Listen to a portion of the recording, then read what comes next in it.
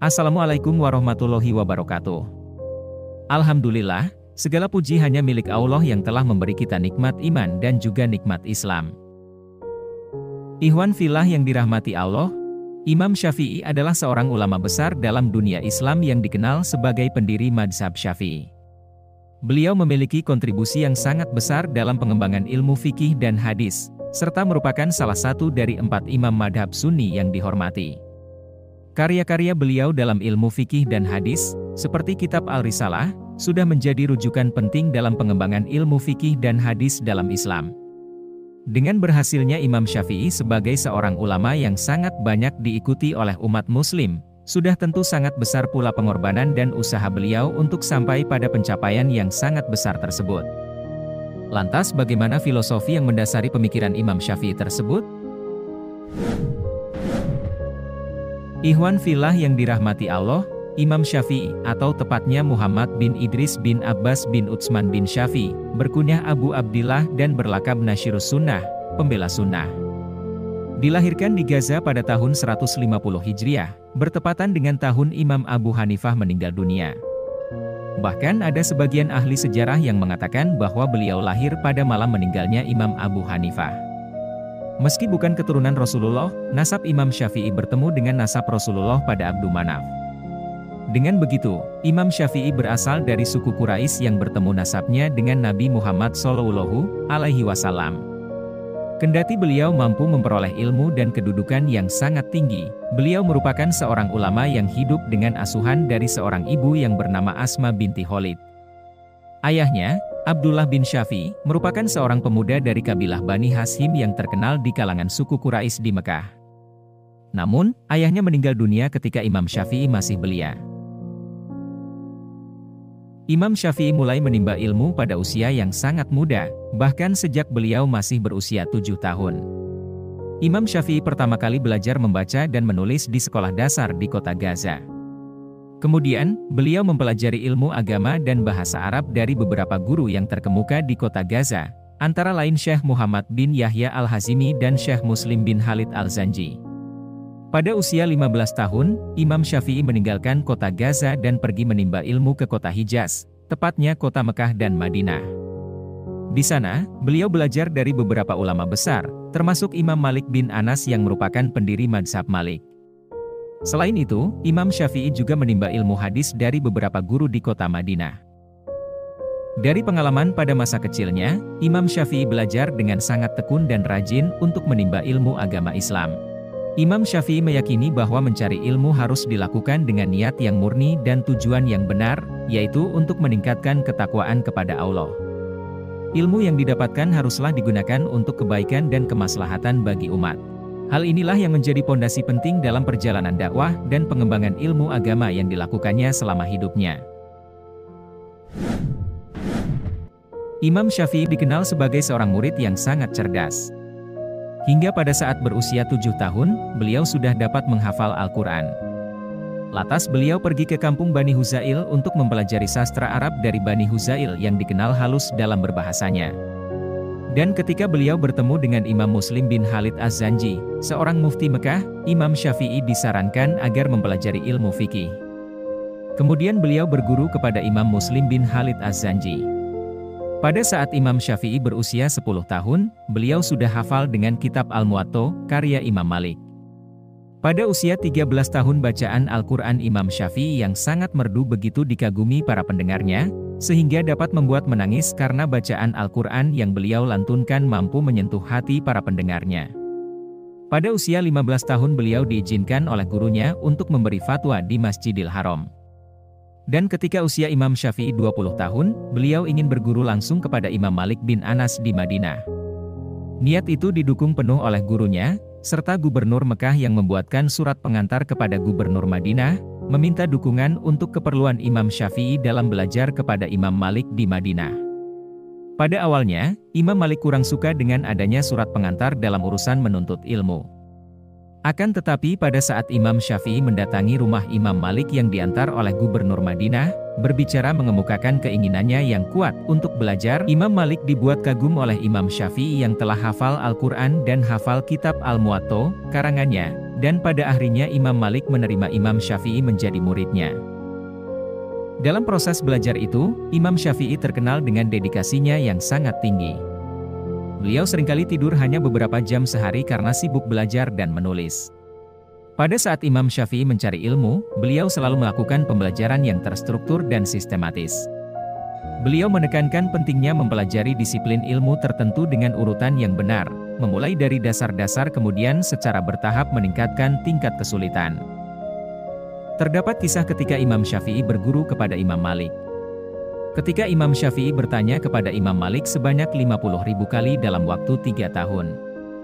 Lantas Imam Malik berkata kepada Imam Syafi'i yang bertanya sebanyak itu, "Wahai Abu Abdullah, engkau telah mengambil ilmu dari kami, dan kami tidak pernah menolakmu.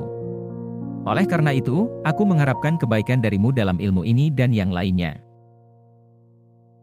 Selain itu, ketika Imam Syafi'i menemukan sebuah riwayat hadis yang berbeda dengan pendapat Imam Malik.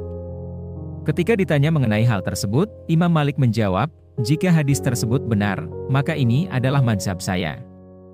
Hal ini menunjukkan bahwa Imam Malik sangat menghargai kebenaran dalam hadis, bahkan jika hal tersebut bertentangan dengan mazhabnya sendiri. Dengan adanya beberapa hal tersebut menunjukkan betapa besar pengaruh Imam Malik terhadap Imam Syafi'i dalam menimba ilmu agama. Namun, hal ini juga menunjukkan bahwa Imam Syafi'i memiliki pemikiran dan pandangan yang mandiri dan berbeda dalam beberapa masalah hukum Islam, sehingga beliau kemudian mendirikan mazhab sendiri, yaitu mazhab Syafi'i. Imam Syafi'i menjadi murid kesayangan Imam Malik dan tinggal di rumah gurunya tersebut. Imam Syafi'i dipercaya mewakili Imam Malik untuk membacakan kitab Al-Muwatta kepada jamaah pengajian Imam Malik. Sekira 1 tahun Imam Syafi'i tinggal bersama Imam Malik bin Anas, akhirnya Imam Syafi'i ingin mempelajari fikih dari penduduk Irak, yaitu murid-murid Imam Abu Hanifah dan berharap pergi ke sana. Dengan mengantongi izin dan uang sebesar 50 dinar dari Imam Malik, Imam Syafi'i pergi ke Irak. Sesampainya di Irak, Imam Syafi'i diterima oleh Imam Muhammad Al-Hasan, seorang murid Imam Abu Hanifah. Imam Syafi'i banyak berdiskusi dan mempelajari madhab Hanafi dari kitab-kitab yang dikarang oleh Muhammad Al-Hasan dan Abu Yusuf. Setelah sekitar 2 tahun berada di Irak, Imam Syafi'i kembali meneruskan pengembaraan mencari ilmu ke Persia, Anatolia, Hirah, Palestina, Ramlah. Pada dasarnya Imam Syafi'i sangat menghormati para ulama yang memiliki keahlian dan pengetahuan yang mendalam. Beliau berpendapat bahwa ilmu tidak akan dapat diperoleh secara langsung dari sumbernya, melainkan melalui guru yang kompeten dan berpengalaman. Setiap Imam Syafi'i mendatangi kota yang dikunjunginya, beliau selalu mengunjungi ulama-ulama setempat untuk melakukan diskusi mempelajari ilmu dari mereka dan juga mempelajari adat istiadat budaya setempat. Dalam mencari ilmu, Imam Syafi'i sangat mementingkan sikap kerendahan hati dan ketekunan. Beliau menekankan bahwa ilmu itu luas dan terus berkembang, oleh karena itu, sudah sepatutnya sebagai seorang pencari ilmu harus senantiasa bersikap rendah hati dan terus belajar serta tidak pernah merasa puas dengan apa yang telah dicapai. Setelah Imam Syafi'i mengembara berkeliling mencari ilmu ke negeri-negeri Islam, pada akhirnya beliau kembali ke Madinah dan disambut penuh haru oleh Imam Malik bin Anas. Kemudian Imam Syafi'i tinggal di rumah Imam Malik dan selalu membantu mengajar selama 4 tahun lebih, sampai Imam Malik meninggal dunia, tepatnya pada tahun 179 Hijriah. Sepeninggal Imam Malik, Imam Syafi'i saat itu berusia 29 tahun, maka tidak ada lagi orang yang membantu keperluan beliau. Atas pertolongan Allah, pada tahun itu juga Ali bin Isa bin Mahan, seorang wali negeri Yaman, mengetahui bahwa Imam Malik bin Anas yang telah wafat memiliki salah seorang murid yang cerdas dan ahli yaitu Imam Syafi'i. Wali negeri Yaman tersebut mengajak Imam Syafi'i ikut ke Yaman untuk menjadi sekretaris dan kemudian beliau diangkat sebagai sekretaris wali negeri Yaman oleh gubernur Yaman tersebut. Jabatan yang diembannya itu memberikan Imam Syafi'i kesempatan untuk mengeksplorasi daerah baru dan mempelajari berbagai tradisi dan kebiasaan hukum yang berbeda-beda di berbagai daerah di Yaman. Dalam perannya sebagai sekretaris wali negeri Yaman, Imam Syafi'i juga membantu dalam membangun infrastruktur dan meningkatkan kesejahteraan masyarakat setempat. Beliau juga menunjukkan kepiawaiannya dalam bidang administrasi dan manajemen dengan membantu memperbaiki sistem pemerintahan di Yaman. Selama masa tugasnya sebagai Sekretaris Wali Negeri Yaman, Imam Syafi'i juga terus menulis, mengembangkan pemikirannya dalam ilmu fikih dan sudah tentu beliau mengamalkan ilmunya dengan mengajarkan kepada orang lain juga. Di sini beliau menulis banyak karya penting dalam bidang fikih yang menjadi karya-karya penting dalam sejarah fikih Islam. Kemudian Imam Syafi'i tinggal di Baghdad untuk beberapa waktu, di sana beliau menuliskan sebagian besar karyanya, termasuk fatwa-fatwa dan pendapat lamanya yang dikenal sebagai Qaul Qadim. Di Baghdad pada masa itu merupakan pusat intelektual dan kegiatan ilmiah yang signifikan dalam dunia Islam. Di sini Imam Syafi'i menghabiskan banyak waktu untuk berinteraksi dengan para ulama dan turut berkontribusi pada perkembangan ilmu agama. Imam Syafi'i sangat mengutamakan metode yang baik dalam memahami dan menginterpretasi teks-teks hukum Islam. Beliau selalu melakukan metode ijtihad yang teratur dan sangat hati-hati, dengan mempertimbangkan dalil-dalil dari Al-Quran, hadits, ijma, dan qiyas. Imam Syafi'i tinggal di Baghdad sekitar tahun 810 Masehi atau 194 Hijriah. Beliau sering menghadiri majelis-majelis ilmiah dan memberikan pengajaran tentang fikih dan ilmu agama lainnya. Selama periode ini, beliau juga menuliskan banyak karya penting, termasuk risalah-risalah tentang prinsip-prinsip madhab Syafi'i. Selama tinggal di Baghdad, Imam Syafi'i juga bertemu dengan Imam Ahmad bin Hanbal, seorang ulama terkenal dan pendiri mazhab Hanbali. Pada saat itu Imam Ahmad bin Hanbal adalah seorang pemuda yang ingin memperdalam ilmu agama, dan beliau menjadi salah satu murid terkenal Imam Syafi'i. Imam Ahmad bin Hanbal belajar fikih dan mendapatkan pengarahan langsung dari Imam Syafi'i, yang kemudian berpengaruh besar pada perkembangan pemikirannya dan pendirian madhab Hanbali. Imam Syafi'i sangat menekankan pentingnya mengkombinasikan antara ilmu teoritis dan praktis. Menurutnya, ilmu yang hanya berfokus pada teori tanpa diimplementasikan pada kehidupan sehari-hari maka akan sia-sia. Sebaliknya, implementasi tanpa dasar yang kuat dari ilmu juga bisa menimbulkan kesalahan. Pertemuan dan pengajaran Imam Syafi'i kepada Ahmad bin Hanbal di Baghdad merupakan salah satu momen penting dalam sejarah perkembangan bagi madhab Hanbali dan memperkuat hubungan antara dua ulama terkemuka tersebut. Setelah cukup lama tinggal di Baghdad, kemudian Imam Syafi'i kembali mengembara untuk mempelajari ilmu dari Imam Laits bin Sa'ad, seorang mufti Mesir. Sesampainya Imam Syafi'i di Mesir, pada saat itu Imam Laits bin Sa'ad sudah meninggal dunia, maka di Mesir beliau mempelajari ilmu fikih Imam Laits melalui murid-muridnya. Ketika Imam Syafi'i tinggal di Mesir yang dipimpin oleh kepemimpinan Khalifah Abbasiyah, yaitu Khalifah Al-Mamun. Khalifah Al-Mamun pada masa itu mempraktikkan kebijakan Mu'tazilah yang kontroversi, yaitu sebuah aliran pemikiran teologis yang mengedepankan akal pikiran manusia dalam memahami agama. Sebagai ulama yang berpegang teguh pada tradisi Islam dan metode interpretasi yang berdasarkan Al-Quran dan hadis, Imam Syafi'i sangatlah berbeda pandangan dengan kebijakan Mu'tazilah yang diadopsi oleh pemerintahan Khalifah Al-Mamun. Beliau menolak ajaran-ajaran Mu'tazilah yang bertentangan dengan ajaran agama Islam yang lebih tradisional. Karena perbedaan pandangan ini, Imam Syafi'i ditangkap oleh pasukan keamanan Khalifah Al-Mamun dan dibawa ke hadapan Khalifah untuk diinterogasi. Namun, setelah mendengarkan argumen dan penjelasan dari Imam Syafi'i, Khalifah Al-Mamun mengakui kecerdasan dan ilmu beliau serta membiarkan Imam Syafi'i kembali ke Mesir dengan sebuah kehormatan. Penangkapan Imam Syafi'i oleh Khalifah ini sebenarnya menjadi pendorong bagi beliau untuk menyebarluaskan ajaran-ajarannya dan mengkonsolidasikan madhab Syafi'i di berbagai wilayah Islam. Setelah peristiwa tersebut, Imam Syafi'i semakin terkenal dan sangat dihormati di dunia Islam sebagai seorang ulama yang berani membela ajaran Islam secara konsisten. Penangkapan Imam Syafi'i oleh Khalifah Abbasiyah menggambarkan keberanian dan keteguhan beliau dalam mempertahankan ajaran Islam yang autentik, serta menegaskan pentingnya kebebasan berpendapat dalam konteks pemikiran agama. Di Mesir, Imam Syafi'i banyak menuliskan fatwa-fatwanya, serta terus mengajar dan di sana beliau menjadi seorang mufti Mesir, dan bahkan sampai beliau wafat, Imam Syafi'i selalu memberikan fatwa-fatwa di Masjid Amr bin As. Imam Syafi'i wafat pada usia 52 tahun saat malam Jumat menjelang subuh, tepatnya pada hari terakhir bulan Rajab tahun 204 Hijriah. Setelah kabar kematiannya tersebar ke seluruh penjuru Mesir, kesedihan dan duka melanda seluruh warga. Bahkan, karena kesedihan yang sangat mendalam menimpa, mereka semua keluar dari dalam rumah berharap dapat membawa jenazah Imam Syafi'i di atas pundak mereka. Pada saat itu jenazah Imam Syafi'i dibawa sampai ke tanah Ibnu Abdi Al-Hakam, kemudian hingga saat ini terkenal dengan nama Turbah Asy-Syafi'i. Di sanalah jenazah beliau dikuburkan.